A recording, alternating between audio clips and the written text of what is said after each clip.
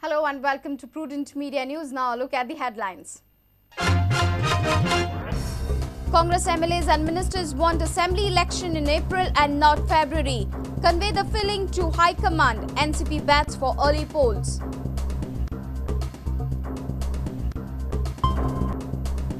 Governor appeals in the High Court demanding stay on RTI verdict. Union government to appeal in the Supreme Court against the decision.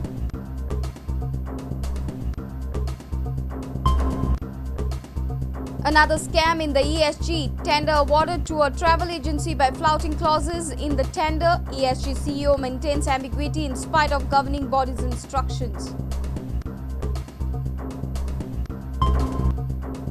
Police file complaint against doctors for medical legal negligence in Ravina death case. Doctors charged with culpable homicide not amounting to murder. Goa selection ready to face the might of Zambians. Armand Colasso looking for youngsters to make an impression. Zambia coach puts African Cup spots up for grabs.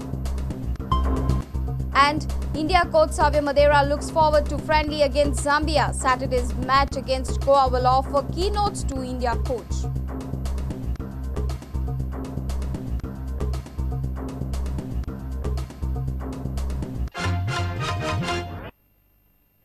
Now the news in detail. Hectic efforts are going on in the Congress party to hold election in the month of April next year. Sources say that Election Commission intends to hold polls in the last week of Feb, whereas the ruling party wants more time to complete some developmental works and recruitment. However, NCP is game for early election. Here's a special report. Insiders in the Congress say that many of their ministers and MLA are not willing to go for polls in February.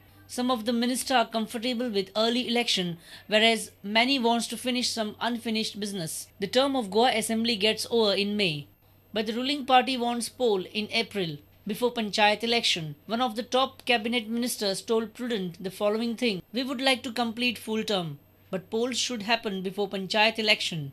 April is ideal." Sources say that Congress has unofficially conveyed to the High Command their reluctance to go for election in February. But as per the law, Election Commission can decide about having polls anytime 6 months before the tenure of Assembly gets over. Election Commission wants to hold Goa election along with 5 other states. The term of 3 of the states, Punjab, Uttarakhand and Mizoram, ends in March. Uttar Pradesh government's term gets over in April, whereas Goa's at the end of May. But the major ruling alliance partner, NCP, wants early poll. A senior leader of the NCP agreed that senior partner wants election in April, but he detested himself from the feeling. They want to delay the election. They want it in April-May, but we want it early. We have made this point clear to them during last coordination committee meeting. The interesting point is, March 12 is the date by when election should be conducted in Bicholi and Pedne, as Rajesh Patnekar and Dayanand Sopte resigned couple of months back to join Congress. If assembly election gets postponed, then there comes a situation of by-election. Then both these politicos will be in trouble facing election after election. Bureau Report, Prudent Media. Raj Bhavan has appeared in the High Court demanding stay on the judgment terming the governor as a public authority. Union government is planning to challenge the verdict in the Supreme Court. The matter will come up for hearing on 28 November. It seems the governor of Goa is not keen on furnishing information under RTI. After the High Court ruling in November that governor of Goa was a public authority, Raj Bhavan has now filed a petition before the High Court seeking stay of the same judgment. The judgment had stated that governor of Goa came within the ambit of the Right to Information Act. Dr. N. Radhakrishnan, who is the Special Secretary to the Governor of Goa, has sought stay of the High Court judgment as the governor has decided to challenge it before the Supreme Court. The petition will be heard on Monday 28th November by a division bench comprising Justice A.P. Lavande and Justice U.V. Bakre. In his petition, Dr. Radhakrishnan has submitted that if the judgment is not stayed, the governor would suffer grave loss and prejudice as Raj Bhavan would be compelled to furnish information sought under the Right to Information Act. Raj Bhavan's petition follows a legal notice served earlier this week by Advocate Iris Rodriguez demanding all the information sought by him earlier under RTI within 7 days. Iris had filed 15 applications under the RTI Act which are pending at Raj Bhavan. The then governor was Dr. S.S. Sidhu. In one of the applications, Iris had sought details of action taken by the Goa governor on the complaints filed by him against the Advocate General of Goa, Subodh Kantak. He had also sought copies of noting sheets and correspondence pertaining to the processing of his complaints against the AG. Opposition leader Manohar Parrikar had also sought some information under RTI from the office of the Raj Bhavan. His petition was also kept pending by Raj Bhavan due to the same reason. Ironically, the current Goa governor K. Sankar Narayanan, who is complying with the RTI Act as governor of Maharashtra, has refused to comply with the act as governor of Goa.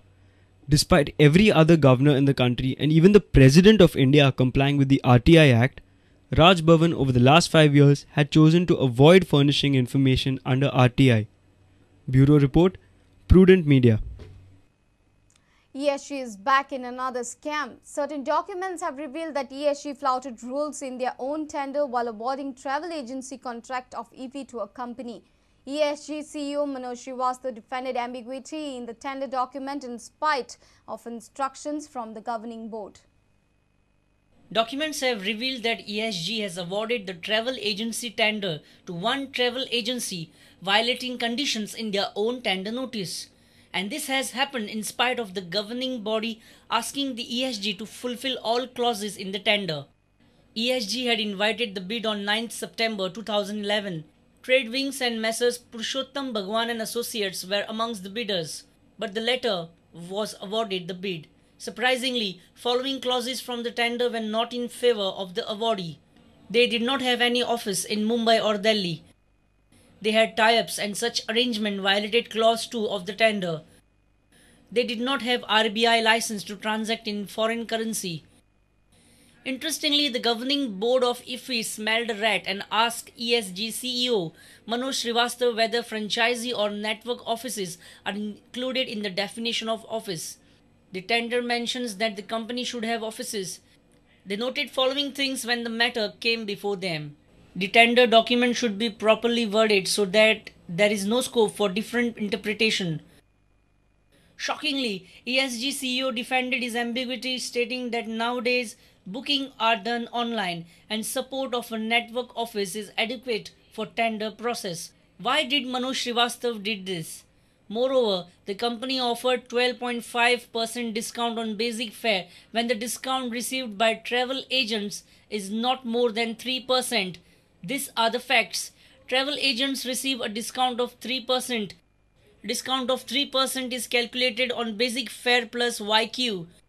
Apart from basic fare and fuel charges, there are other tax components. The questions that the other bidder is asking now are, how can basic fare be considered for the purpose of discount? How will it be possible to offer a discount of 12.1% when travel agencies received only 3%? Has this been done to encourage manipulation? Bureau Report, Prudent Media. It's time for a short break. Stay tuned.